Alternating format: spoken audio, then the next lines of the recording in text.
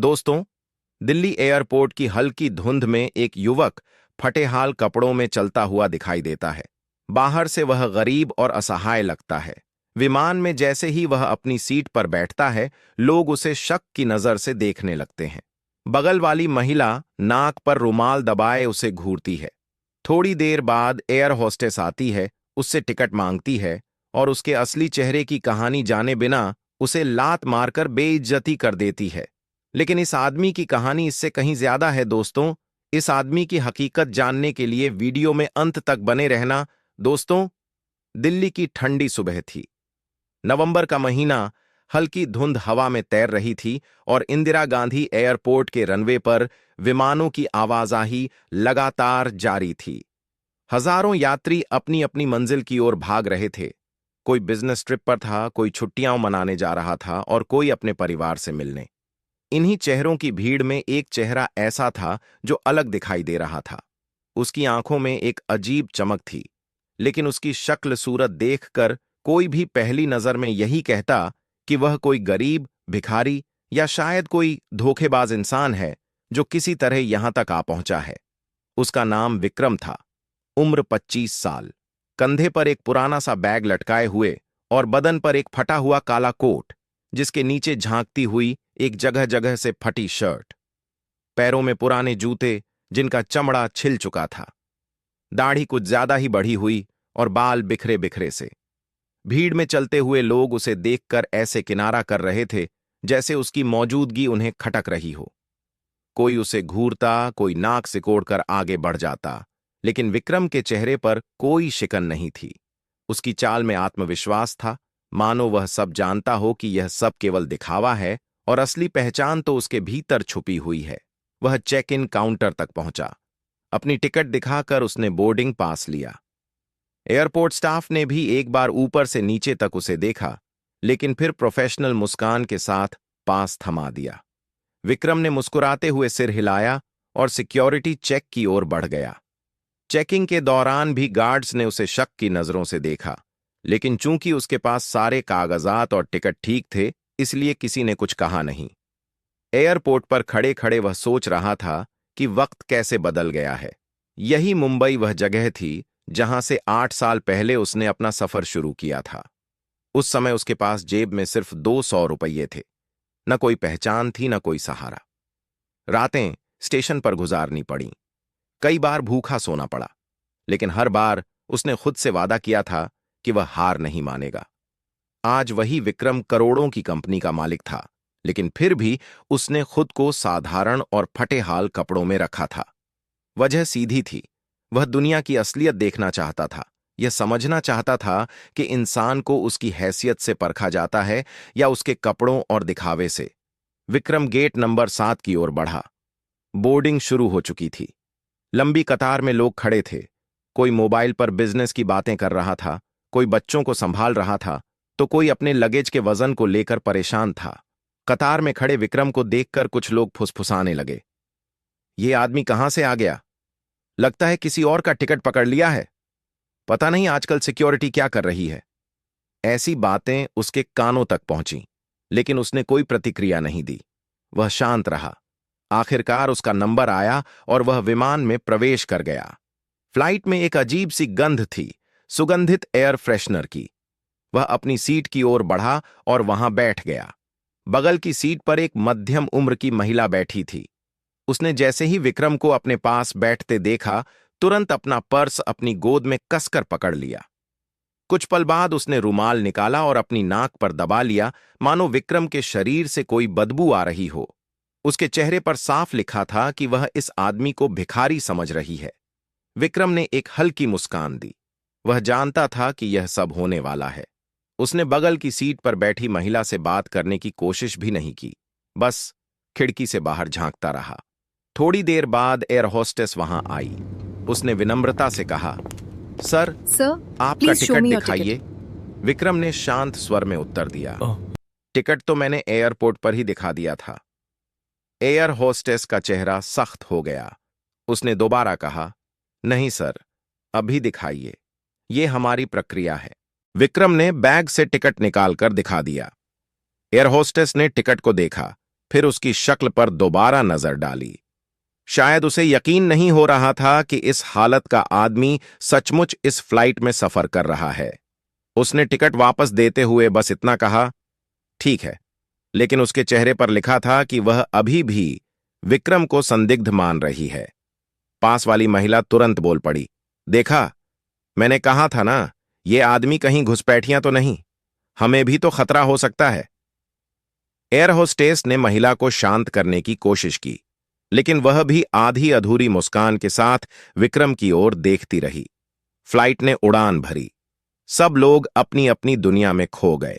कोई किताब पढ़ रहा था, कोई संगीत सुन रहा था, कोई सोने की कोशिश कर रहा था, लेकिन विक्रम की आंखें खिड़की से बाहर दूर आसमान में टिकी थीं।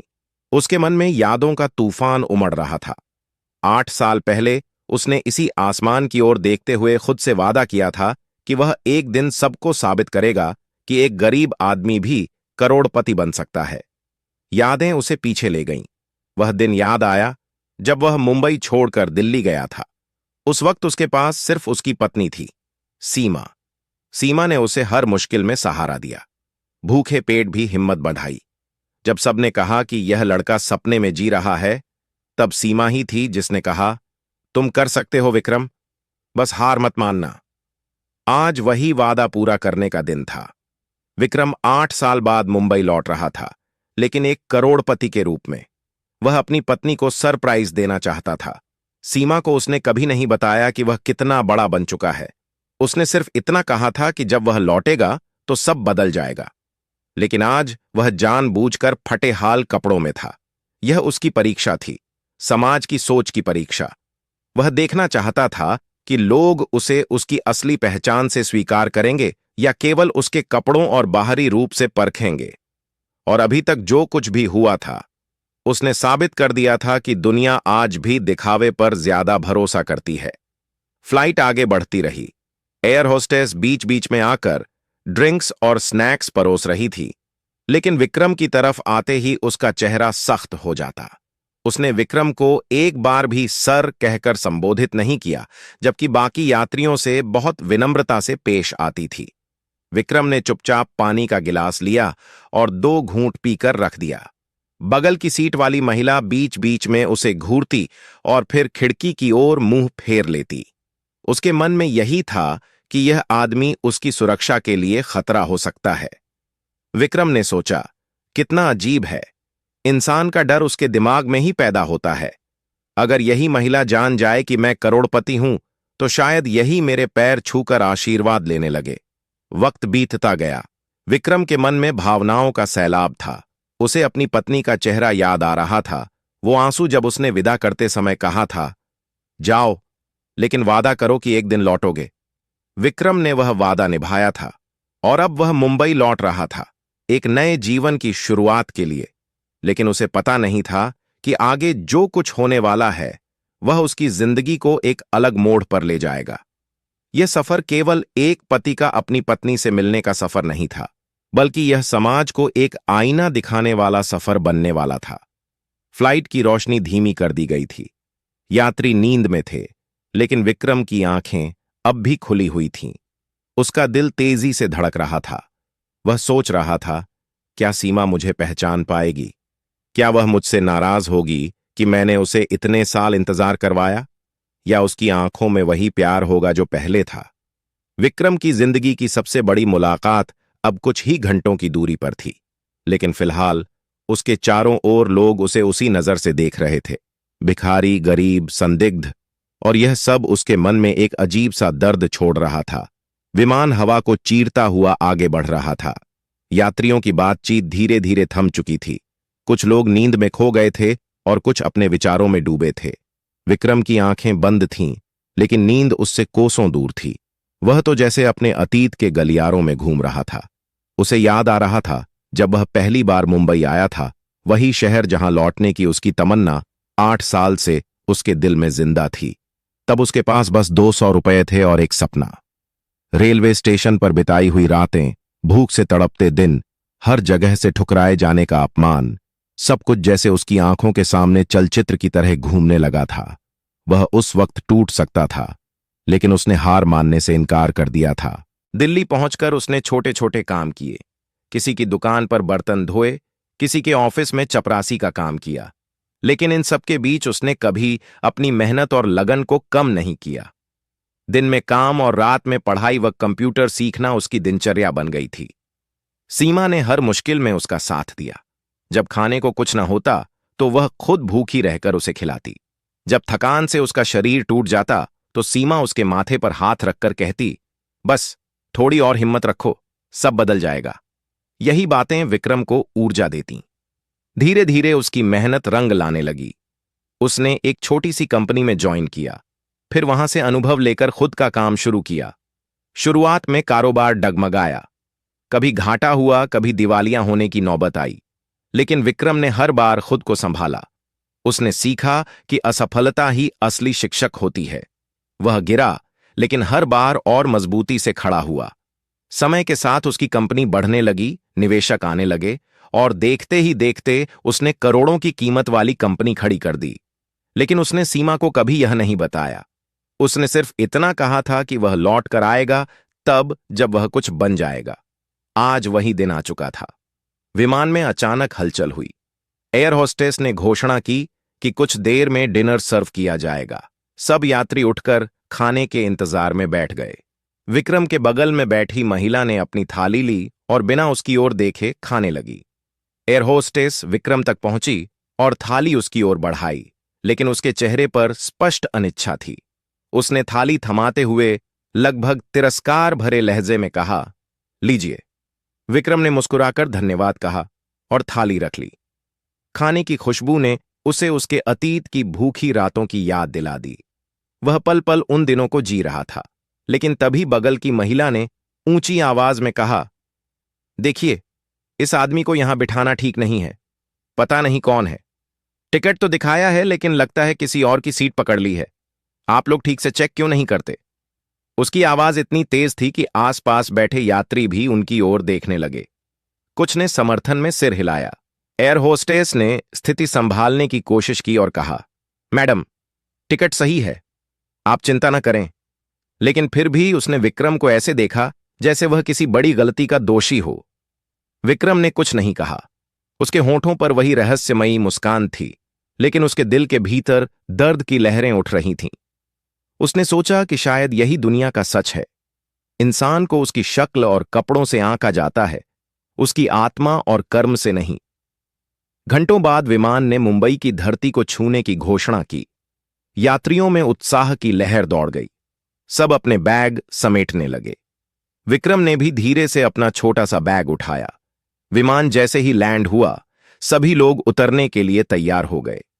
जब कतार बनी तो विक्रम भी उसमें खड़ा हो गया। लेकिन तभी कुछ ऐसा हुआ जिसकी उसने कल्पना भी नहीं की थी। पीछे खड़ी एयर होस्टेस ने अचानक उसे जोर से धक्का दिया और गुस्से में बोली, तुम जैसे लोग पता नहीं कैसे यहां तक पहुंच जाते हो। अब और चालाकी मत दिखाना।